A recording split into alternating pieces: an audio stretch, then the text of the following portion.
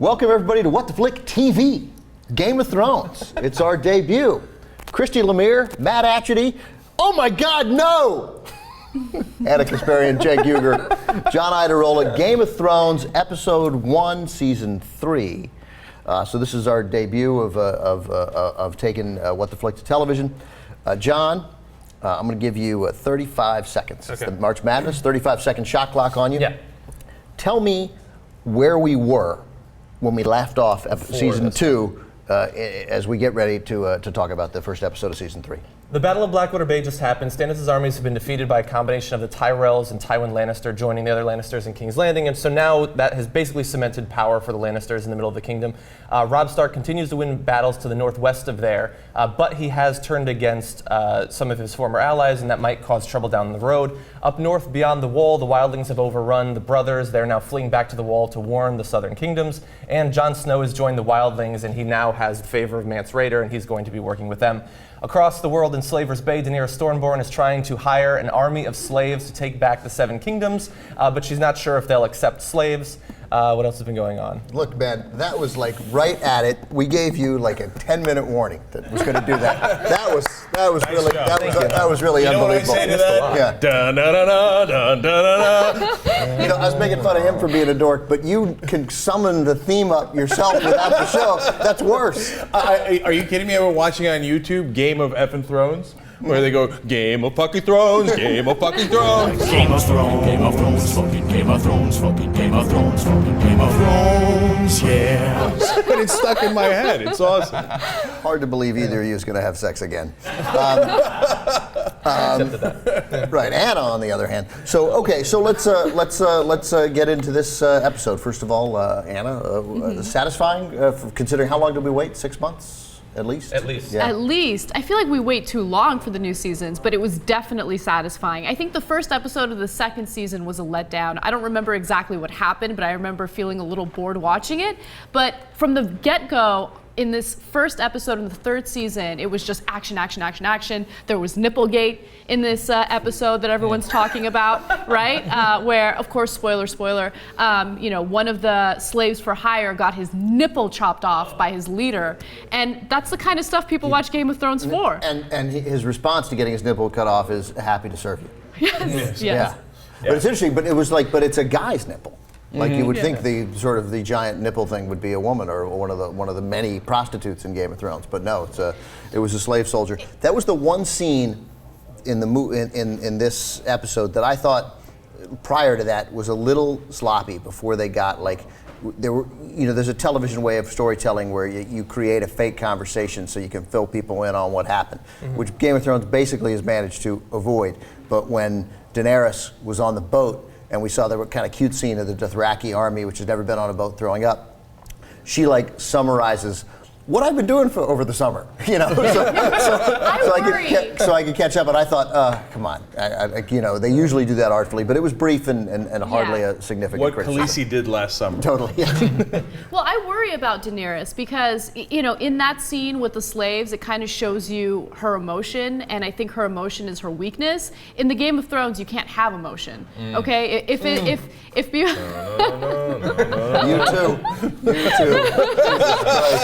no, but In the Game of Thrones, you cannot have emotion. And to Khaleesi. when the slave owner told Daenerys that the slaves had to kill a newborn baby in front of its mother and then give the mother a silver coin, Daenerys got emotional there. And I got emotional, but hey, I'm not trying to take over kingdoms, right? But actually her emotions cost her terribly already because, of course, she trusted the lambs, as it were, to treat her Khal Drogo, and it wound up killing Khal Drogo. So it's interesting to see. On the other hand, I feel like she's got 3 dragons. It's game, set, and match. What are we having this conversation of Stannis versus the Baratheons versus the Lannisters for?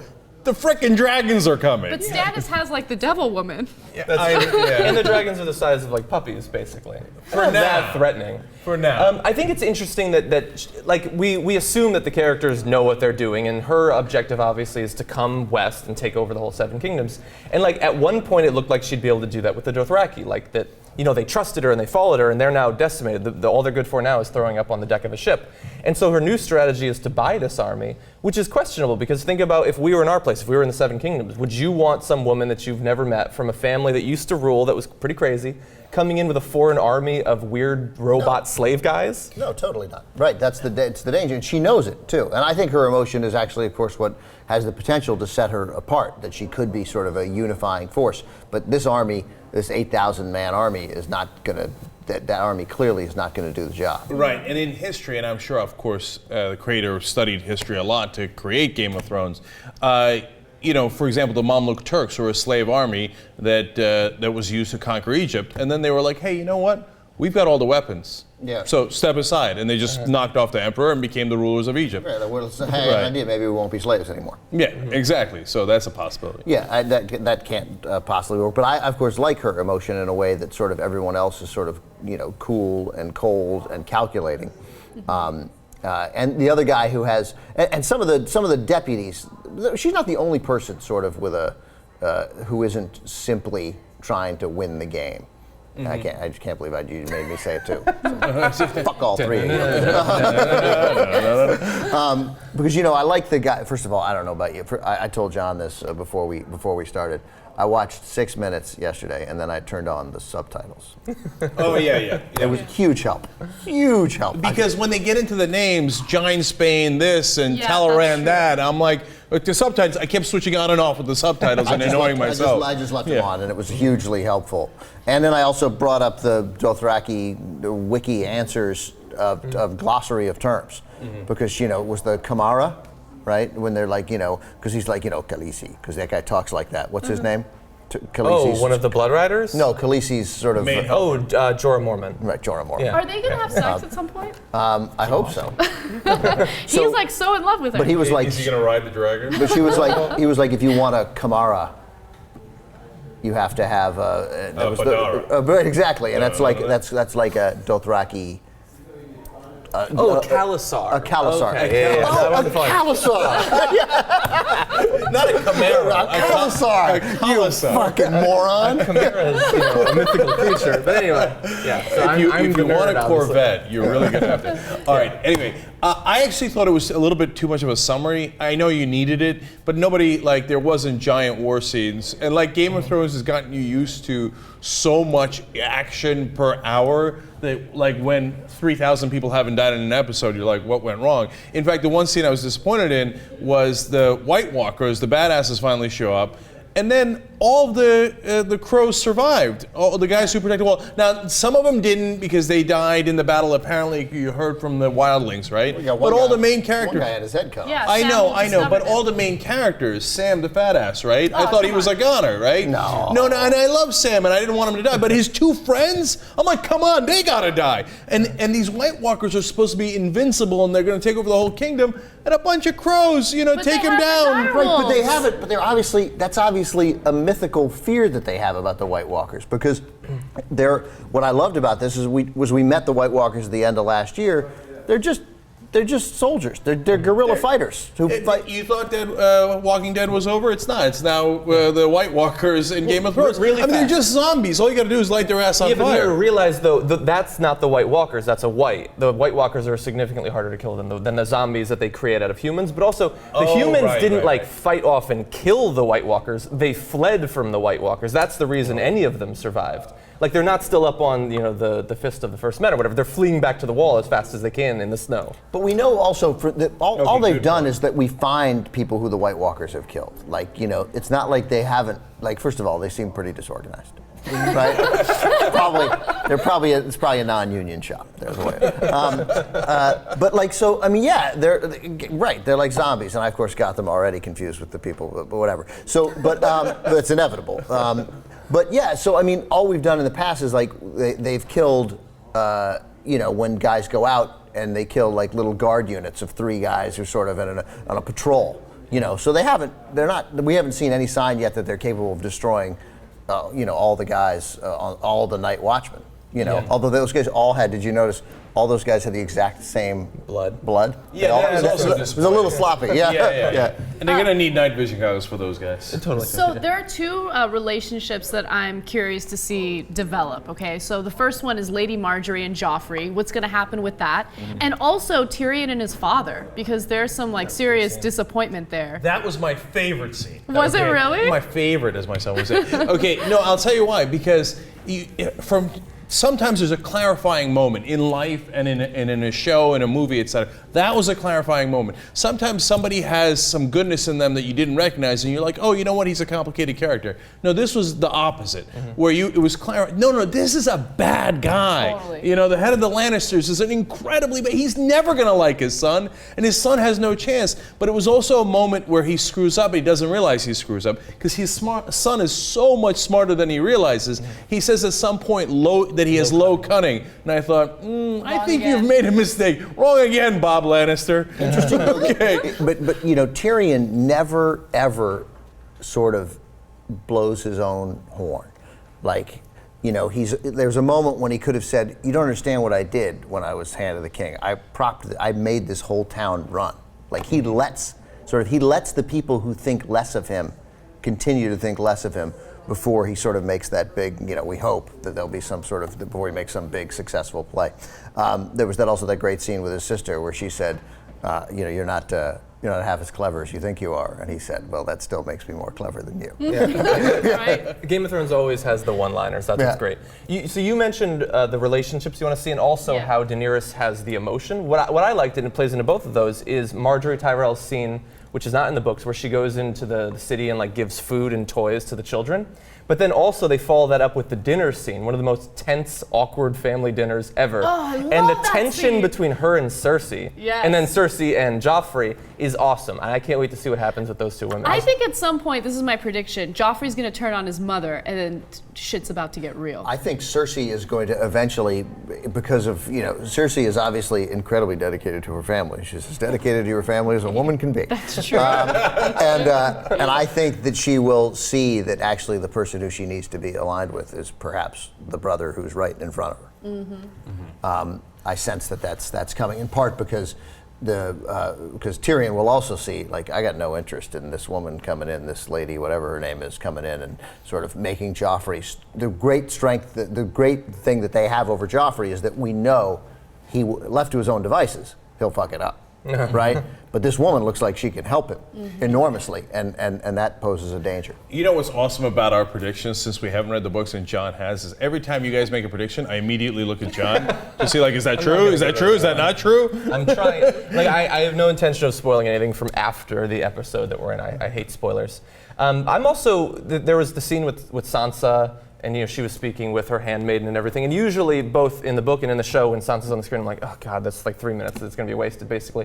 But she's approached by Littlefinger, and Littlefinger says, you know, I'm going to try to get you out of here. But we know in the past that Starks have not done well when they've trusted Littlefinger. Right. So I think it's interesting to see how that's going to. I don't like him, and I don't like the way he's treated, because who would trust him? I know. Like, the gig would be up for this guy. Except she's incredibly young and not that bright. I get it with her, but I just mean, but I mean, what's the mother doing trusting him? Yeah, that was ridiculous. Well, but they they grew up extended history, together, so like those mistakes are somewhat understandable. And he built up trust with Ned Stark before he screwed him over. But he even if going forward, if another Stark trusts him, for Christ's sake, If Arya runs across him. But he even does things like, no, don't worry, Sansa, you can trust me. you know, I mean, come on. Yeah. But we should bear in mind, though, like, while, you know, back before the show started, he was one of the only reasons the kingdom continued to run, because he could get the money to fund things when they were spending like crazy. And also, like last season, he's the one who went to the Tyrells and he brought them in. Like, King's Landing might have been sacked by Stannis if not for that. So Littlefinger, like, kind of like untrustworthy, but he gets the job done. Like, they do actually have reason to depend on him, at least some of the characters, I think. yeah, he's a powerful guy that you need in your corner. I get that. Yeah. So, as a person who's read the books, one, how do you like the TV show overall, and two, how did you like this episode? I think that the TV show is great. I mean, It's interesting because they're starting to diverge more from the books. Like in the past, it's always been small things, but now it seems like there might be some big things that I'm not going to spoil here. But sometimes it leads to strengths, like the scene with Tyrion and his father. A lot of people on the internet, and I agree, are saying that was better than the book version of it. Sometimes that's not always the case. Sometimes things like, and I don't think this is a spoiler, Barristan Selmy saves Daenerys. No one knows who that is. Okay, so the guy who looked like Obi-Wan Kenobi spears the little creature, saves Daenerys. That was a badass move when he came in. Yeah. He said, "I will not let you down again." I was like, "Oh shit, the Barristan Selmy's here." Yeah, and he's awesome. But how did he get there?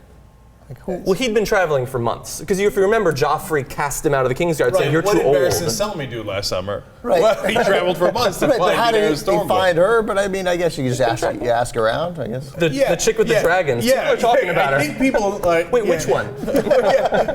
Which incredibly blonde woman from the other kingdom with the 3 dragons are you talking about? But the interesting thing, one of the differences between TV and books is in the book, his identity was hidden for a very long time. He was posing as someone else, but you can't do that in a TV show because the second he pops up, people are like, wait, I remember you from season 2. So that interesting changes sometimes. Right, but they gave a little salute to the book just by seeing him in the hood. It tells you he's been hiding out. He's been sort of, and now he was revealing himself. There are a couple of things that I can't get. I mean, I get past them easily, but to go back first of all to the men of the Night Watch, right? Like they're not nearly warmly enough dressed. I mean, not even. This is your main Well, they do complaint. expose their faces at all times. I mean, it's so cold. It's so They're cold. gonna need mitts. And there's Sam running, and it's like he's dressed for 25-degree weather, and it's like minus 2 billion degrees. So I have a problem with that. And then the guy who finds Daenerys, like the travel and how information, like they all shows set in olden times struggle with the information and getting people places because it would take like a year and a half to get anywhere, you know. And so I'm always struck by a guy. Oh, I found you. Like I made a couple of calls and then I came over here to this kingdom that we hadn't even mentioned before.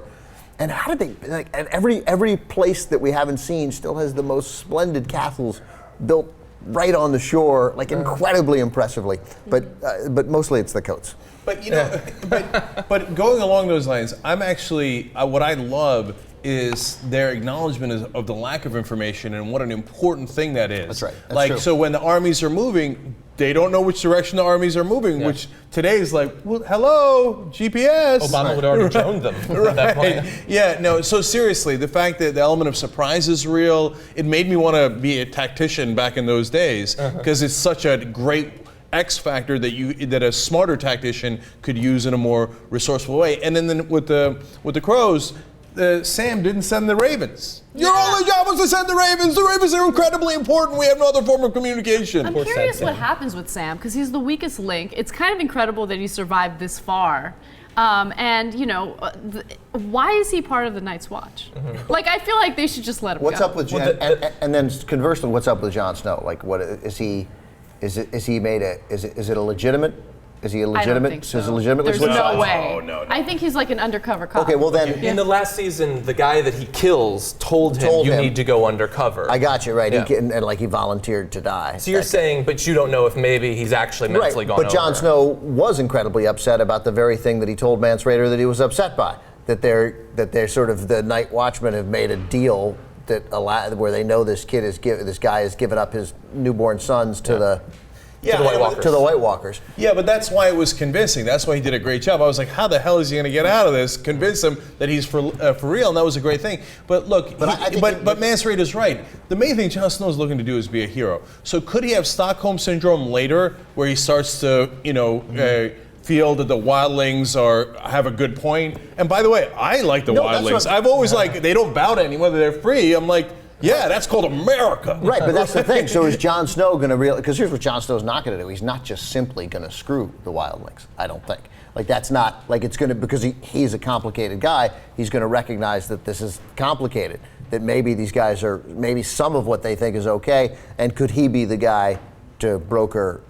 And you have to bear in mind the woman too. Right. Also, and I love that part of it. Just that they're like, you eat all the steak you want and fuck all you want. We don't care. Yeah. Right? Yeah. As long as you fight. What's the downside of the Wildlings again? Right. I get you a new. Yeah, we got your new cloak and I liked that you didn't love the the guy playing Mance Rayder, Syrian Hines from Rome. Well, so I didn't watch Rome, like bear that in mind, but I know that he's supposed. What's fantastic, impressive by the about way. Mance Rayder is, like you said, these guys don't bow to anyone, but they're temporarily following him, even though he has no power, no army of his own. It's just his own charm and charisma that drew all these groups together.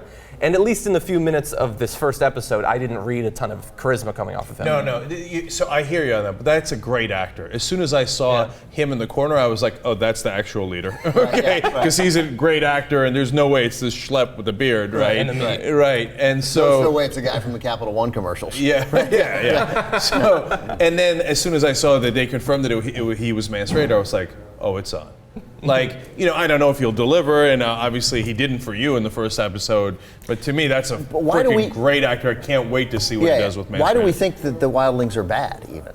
Yeah. Just because the Seven Kingdoms have always said, oh, the Wildlings are terrible. But the Seven Kingdoms are the ones that kneel down to their kings and stuff, so I'm not buying it. This is why I love the show so much, because there are so many twists and turns, and you don't really know who you want to root for, right? Like, do you root for Tyrion? Do you root for the Wildlings? Who do you want to ultimately win the Game of the Throne? You know what I mean? That one didn't work. No, that was horrible.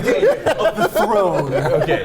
All right. So, but you're right though. Tyrion is a great character because he's a Lannister and he's having the Lannisters win. You love him and you're like, no, don't do that. But now because of his dad's speech, you're like, okay, thanks God, right? Maybe Tyrion will turn on the Lannisters and that'll be a huge deal. Right. But I think there's a unifying thing in Game of Thrones that connects all of what we've been talking about. So Sam survives for two reasons, I think. One, he's smart, and you see in the Game of Thrones that intelligence more than anything else is rewarded, more than courage, look at Ned Stark, more than incredible warrior, look at Khal Drogo. Yeah, Tyrion is more than anything. Yeah, so smarts, right? Tyrion and Varys and Littlefinger, they all survived, they always survive, right? So the other thing that the writer seems to have a soft spot for is outcasts. The bastard Jon Snow, Tyrion, the little person who's never going to be accepted, as we found out in this episode. And Sam is an outcast because he's fat, he's a coward, and his dad literally cast him out, right? So Sam survives. He's smart and an outcast, so he's likely to survive more and more. Yeah. Right, but we're not taking other factors into consideration. Like, what about the devil babies that we haven't seen since season 2? Like, what's going to happen with the devil babies? I'm wondering about that. I've already forgotten. Okay, so the redheaded demon woman, what's her name? Melisandre. Okay, Melisandre, right? Yeah. Okay, and that's Baratheon's main squeeze. That's Okay. Stannis' main. Stannis' main squeeze. Stannis Baratheon. Yes. Yeah. So she gave birth to like these black demons. Remember? Yeah. They Right, look like one of whom killed Renly. Yeah. Right, but what happened to them after that? Well, I think he just, I don't know, they went to... They just disappeared? I think that the night is full of terror and darkness or something. Okay, and I think that they have... full of terrors. Thank you. Okay, that they had a mission, they completed the mission, and then they That felt went away. super losty. Yeah, a little bit. The But actually, so the that's smoke interesting. monster, yeah. As Mance Rayder is my favorite new character, right? My least favorite character is her. Agreed. Right, Totally. I can't stand her. And I thought the one time the Game of Thrones jumped the shark was when she had the demon out of her vagine. Right? And I was like, oh, for Christ's Totally. sake, now we have vagina Everybody- demons? Come yeah, on. I agree totally. That sort of lost me. It felt like they were breaking their own rules. You know, we know that there's an unknown element to the dangers that lurk out there, and maybe a non-human element, but they hadn't really specifically identified it, and so you're always thinking maybe it's not even quite real. And then sort of we see this very sort of mechanical birth of the smoke monster from Lost, and it felt derivative too, and so that just felt like, well, then now they can do anything. So now. What's the point? What's the That's point? like Right. once Neo figured out the Matrix, I was like, Matrix 2 and 3 are ridiculous. He already figured out the Matrix. What are we still having fights for? Well, they upgraded the agents. Yeah. What I like about the Game of Thrones, it's very low magic. Like, there's magic, but it's in the past, or it's on the fringes, you don't see it. And so when you actually see the shadow monster being born, that sort of breaks that. Right. And Magic we had the is introduction, too, of the giants. And this is the first episode where we've seen a giant. I thought they handled that pretty well. Yeah, it was pretty cool. Yeah, I liked the Giants. One moment that I want to point out that I love. So obviously, because I've read the books, when I'm watching it, I'm noticing the differences, and some I like and some I don't. But they made a little nod to the readers of the books in there when they reveal Tyrion, and he's got the little slash, and his sister comes in and says, "Oh, I'd heard that your nose was off, but it doesn't look that bad." Because in the books, his nose is just gone, his face is decimated. Oh, really? Obviously, they're not going to do that, so they gave a little wink to the audience. Oh, so he's which I like. I like that. That was classic. Yeah, and I'm glad they didn't chop his nose off. That would have been uncomfortable Yes. to look at. Yes. And there are all these last thing, I guess, because we're short on time, but I or among the last things. I love the sort of, there's just how many unapproved romances are there? How many are danger romance? And what does that tell us about sort of the people who we choose in general? But we have Robb Stark and his girl, which is me, and he's thwarting the arranged marriage, which let them pass through the Khyber Pass or whatever the fuck it is you guys call it. Jon Snow and the Wildling girl. Jon Snow and the Wildling girl. Stannis and the Red Lady. Stannis and the Red Lady, Tyrion and his his hooker, Turkish hooker. and his Turkish hooker, right? And to some extent, even you could count Joffrey and spurning Sansa and taking up with this. That was more political. More political, but yeah, that's true. They're not into each other at all. And nobody's in a happy relationship, really. And we know of only one arranged marriage that actually turned into love, and that was the Starks. Yeah. Yeah. So, okay, one last thing for me is, of all the worthy characters of winning the Game of the Throne, as she would put it, okay, how is Joffrey still the king? I know! Like, will somebody slice his goddamn throat So already? I hate Joffrey, but I like that he's still the king, right? Because that gives you someone to really despise in the show, and that's important to have. Totally, and it shows you what we've learned from the American politics too, that like, get there, and once you're there, it's hard to move you off. And plus, Yeah. another thing we learned from American politics, the guy who seems to be in charge is not necessarily in charge, a.k.a. George W. Bush with Dick Cheney behind the scenes, Dennis Hastert with Tom DeLay behind the scenes. So Joffrey obviously is Dennis Hastert. Well, I want to make 1.5 last points. Everybody on the internet's already making that point. Sorry for that trait. It's all over the Game of Thrones subreddit. I like that Cersei, up until recently, had been the one in power. Now her father's there, and you see her, she's starting to worry about Marjorie Tyrell. I like that she's starting to feel a little bit old, a little bit cast off. And you know that she's pretty crazy, so I like speculating about what she might end up doing. But I like you speculating when you've already read all no, the but the cool thing is that they are changing things. So I don't know if they might Right. add. Lots of scenes are new, but I like that they obviously gave a very good budget to the Game of Thrones. Like I like that HBO and other networks are starting to put big budgets into TV shows. So like you'll have the CGI dragons, which look pretty cool. But then you'll have like an army march by, and it's not as big as it should be. Like they use the money where they have to, but I wish it was just unlimited movie like quality funds. Thank God I never think of CGI while watching stuff. Like, I don't think like, oh, that army is digitally I created and did there should have with been the more. dragons, but I mean only in like it did, and I was like, that looks pretty good. Like Yeah, the dragon looks like you very know good. that's not an actual dragon, right? You know to think that, right? Yeah. That's kind of awkward. Here's one thing I did. I think the storytelling is really effective. I mean, it all moves. Just like The Sopranos, which I'm rewatching now, also with my girlfriend because she hadn't watched it. That you just see how the Sopranos is the godfather to all of these shows. I mean, without the Sopranos, there is no Game of Thrones. But these are all like little movies. These are like 52-minute movies. These are not like this is nothing like an episode of CSI Newark, or anything like that. And that's always really impressive to me. It doesn't feel like television. It feels cinematic, even when they don't have the proper sized army. But I mean, I hear what you're saying, but it still feels cinematic. So my super last thing is, you're so right about that, Ben, that when the music comes on, what I've been doing, I now have a Pavlovian reaction to it. Like, I'm about to enter an hour of bliss. Right. Like, this is my time of relax, don't have to worry about anything in the outside world. I watch Game of Thrones, I love it, it's my favorite hour of the week. And that hour goes by so quickly. It felt like 20 minutes. Was like, wait, it's over? Well, that's I was a sign. watching with a few. Obviously, that's a sign it was effective. I did notice this. I noticed it only because I looked it up, and John confirmed it. But I don't know whether they'd mention it. But what's Daenerys' helper's name? Jorah Mormont. Jorah Mormont, right? The guy who talks whatever. He's not a Mormon. The guy, right? the guy who everything he says is like this, Khaleesi. Right, right, but he's so badass. He's in Upstairs, Downstairs, Downton Abbey. But his dad is the head of the Night Watch. That's right. Yeah. But I didn't know that. Did you know that from reading or from? Yeah, because I read the first book. Right. Right, and that's where I found out. I was like, oh, that's trippy. Did you know trippy. that? I like it. No, I Because they look exactly alike. They have the exact same kind of beard. I mean, he just looks like. I don't mean they look identical, but I mean that's who that guy's father. That's what that guy's father would look like.